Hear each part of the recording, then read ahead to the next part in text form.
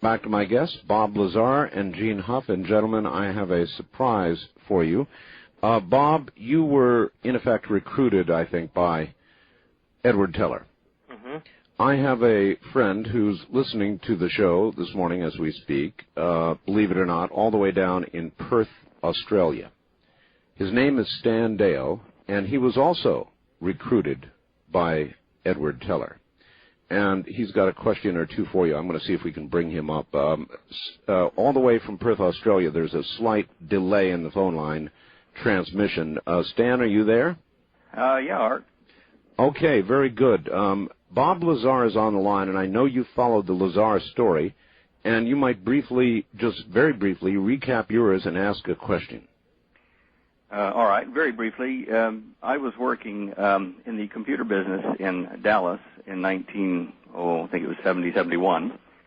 And among other things, I was also doing some investigation for the FBI at the corporations where I was working as an undercover kind of plant. Mm-hmm. During this time at this company where I was working, it was a large corporation. It was called Valtex Optical at the time. It had 100 sub-corporations, and a lot of them operated in Nevada. And during the time I was there, I was approached by one of the senior executives of this company to go meet with a Dr. James R. Maxfield at the Radiation Research Clinic over a couple miles from where we had the office in Dallas. And I didn't go for about a month, and then I met this same executive at a morning coffee in the executive tea room. And he said to me I hadn't been to see his friend Maxfield, and the reason he'd asked me to go was because I had talked to him about some work that I'd been doing in my time off, my private time at home, in my own laboratory, working with two things. One was a thermionic electrical converter, and the other was a rather novel method, I thought, of propelling a flying aircraft, which was circular-shaped and, flying saucer, you'd call them today. Mm-hmm. Anyway, in the course of having told this guy just over coffee, well, he kind of got reasonably interested in it and told me I ought to go talk to a friend of his, and didn't do it. So 30 days passed, and he says to me, look, you haven't been to see Jim Maxwell yet. Please go this afternoon. I'll book you an appointment at 3. So I go over to this place, and it's not like a place that sees people very often. It was open. The door was kind of ajar, but there was no cars in front of it and daylight. And I walked in. The lights were off down the hallway, and I walked down the hallway, and it was kind of dark, and suddenly this nurse, I guess a receptionist type lady, appears out of nowhere from the side and says, yes, can I help you? I said, oh, gee, I didn't know anybody was here. Look, I think I've got the right building. I'm looking for this Dr. James R. Maxfield. And she said, oh, yes, Dr. Maxfield is here. He'll be out in just a second. He's down the lab. And so, sure enough, within a minute or so, this big, tall dude comes out in a white medical coat, smoking a cigar and wearing cowboy boots. He says, yes, I've been expecting you. Come on into my office. And at this time is when I first got introduced to this clandestine organization in the United States that was headed by Dr. Edward Teller, and who Maxfield worked with Teller.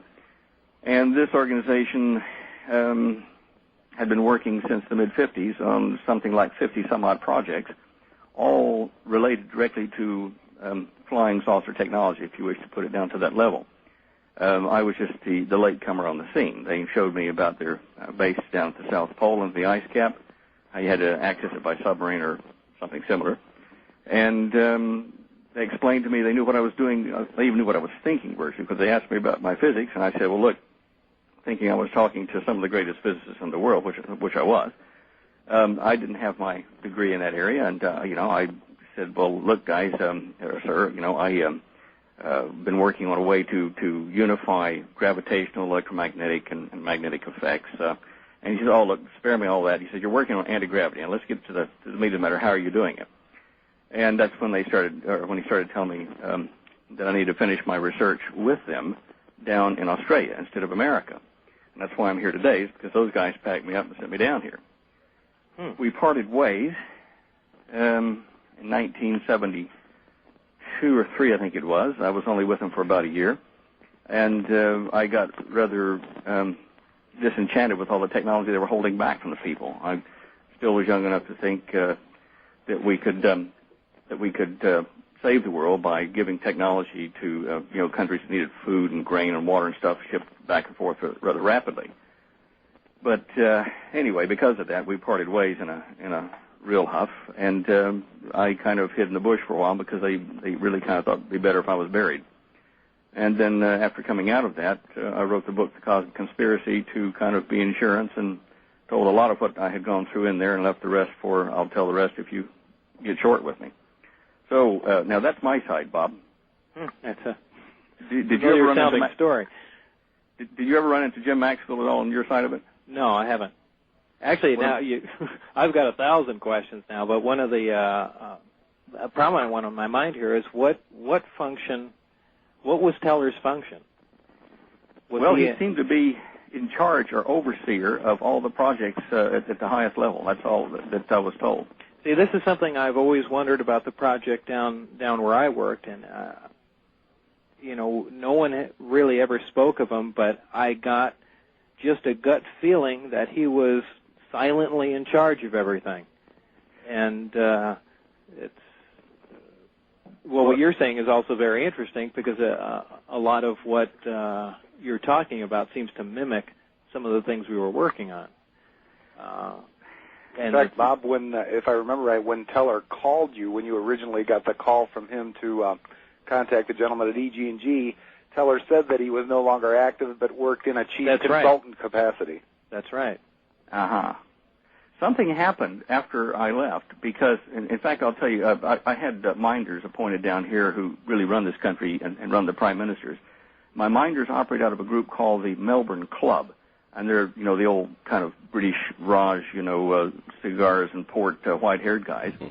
Anyway, they brought me into their halls of power, and I had lunch a few times with the kingpins there, and my mentor was Sir John Williams and Henry Somerset, Sir Henry Somerset. Anyway, we were sitting there one day at lunch, and they were talking amongst themselves about someone moving in on them, or they were like an undeclared war status, and that they were losing. And they never mentioned aliens or all that kind of stuff, so don't jump the gun. But I heard them say, well, yeah, Henry, it looks like we're going to lose this. They're just moving in. And I waited, and nothing else was said. And I said, well, excuse me, gentlemen. I said, by they, thinking I'd be clever, I said, do you mean the European Economic Community? Because we've been talking, large corporate or money deals in the country.